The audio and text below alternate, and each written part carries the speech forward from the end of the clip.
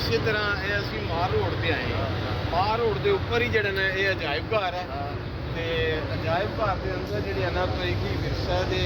ਨਾਲ ਇਹ ਚੀਜ਼ ਸਾਡੀ ਜਿਹੜੀ ਹੈ ਉਹ ਮੁਨਸਲਿਕ ਹੈ ਤੇ ਇਸ ਦੇ ਨਾਲ ਬਹੁਤ ਸਾਰੀਆਂ ਚੀਜ਼ਾਂ ਜਿਹੜੀਆਂ ਨੇ ਤਾਰੀਖਾਂ ਜਿਹੜੀਆਂ ਨਜ਼ਰਾਂ ਤੋਂ ਉਜਲ ਹੋ ਗਈਆਂ ਨੇ ਉਹ ਸਾਡੇ ਸਾਹਮਣੇ ਹਾਂਜੀ ਉਜਲ ਹੋ ਗਈਆਂ ਨੇ ਉਹ ਬਾਇਸੇ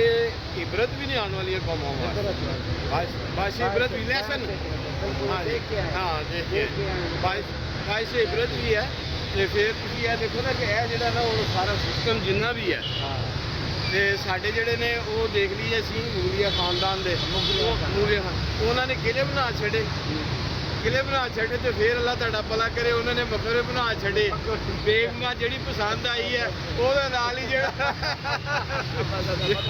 ਵਿਆਹ ਕਰ ਲਿਆ ਹੈ ਜੀ ਤੇ ਉਸ ਤੋਂ ਬਾਅਦ ਜਿਹੜਾ ਆਪਣੇ 6-6 7-7 ਜਿਹੜੇ ਨੇ ਉਹ ਬੇਗਮਾਂ ਫਿਰ ਉਹਨਾਂ ਦੇ ਬੱਚਿਆਂ ਨੇ ਹੀ ਉਹਨਾਂ ਨੂੰ ਕਤਲ ਕੀਤਾ ਲੇਕਿਨ ਅੰਗਰੇਜ਼ ਆਇਆ ਉਹਨੇ ਜਨਾਬ ਸਾਹਮਣੇ ਯੂਨੀਵਰਸਿਟੀ ਬਣਾਈ ਫਿਰ ਉਹ ਫਿਰ ਸਾਹਮਣੇ ਜਿਹੜੀ GC ਯੂਨੀਵਰਸਿਟੀ ਬਣਾਈ ਕੰਮ किया उन्होंने अंग्रेजा ने कम किया है अंग्रेजा ने काम किया और वो हमारे मसलों ने शादियां की ਸਾਡੇ ਮੁਗਲਾਂ ਨੇ ਜਿਹੜੇ ਨੇ ਵਿਆਹ ਹੀ ਕੀਤੇ